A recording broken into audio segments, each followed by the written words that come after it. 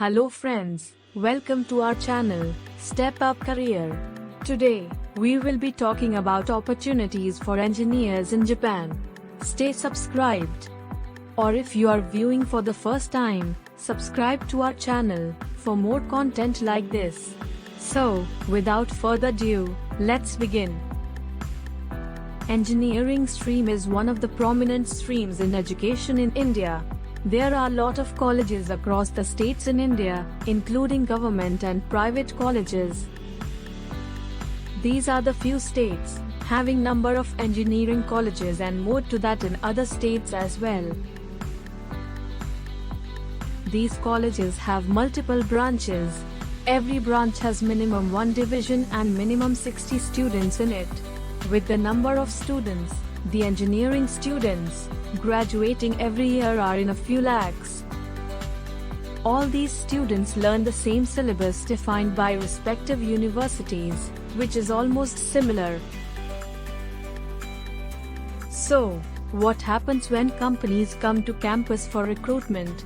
They see that every resume is more or less the same, so only few candidates get opportunities in good companies. What about the rest? So friends, we need to think differently. What should we do to stand out in the crowd? In India, whenever people think of an international career, they think only of USA, UK, Europe, Australia, Singapore, but very few of them think of Japan. Japan has huge potential for bilingual engineers. Let's go into more details on this. There are 1400 plus Japanese companies in India. Many multinational companies like Infosys, Cognizant, Capgemini, Accenture, TCS etc. also do a lot of work for Japanese companies from India.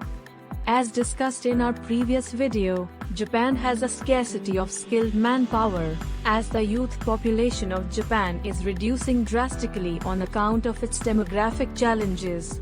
In order to contain this challenge to some extent, Japan has started huge projects of 13 plus industrial estates in India which will have 200 plus companies in each industrial estate. All these give immense opportunities to us, if candidates are ready to learn Japanese language.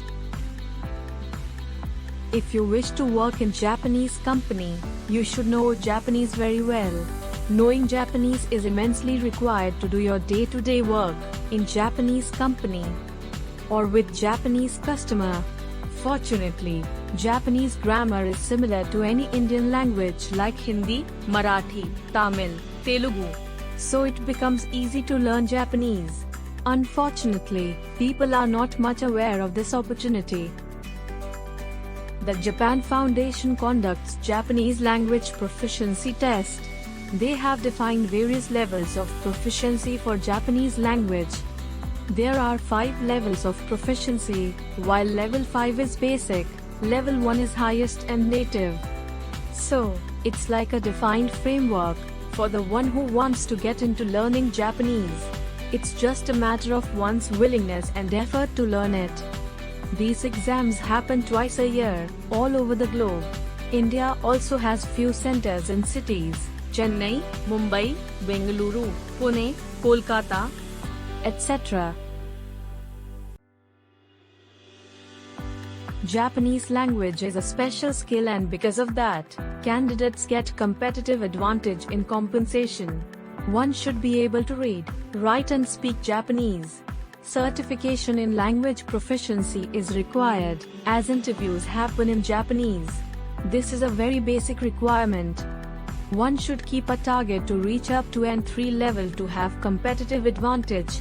We have explained various levels of certifications in our video on JLPT exam. Please do watch the same on our channel and subscribe to the channel to remain updated about such videos. Now, let's have some details about how Japanese proficiency levels benefit on compensation one would get. Candidates with JLPT N5 certification, which is at the basic level, get about 25 to 30% more salaries than their counterparts not knowing Japanese. Hiring company gives additional language training to such candidates post-recruitment. Candidates with JLPT N4 certifications get 40 to 50% more in compensation. JLPT N3 level proficiency is mid-level Japanese, which is sufficient for work purposes and business meetings. At this level, most of the time, interpreters are not required.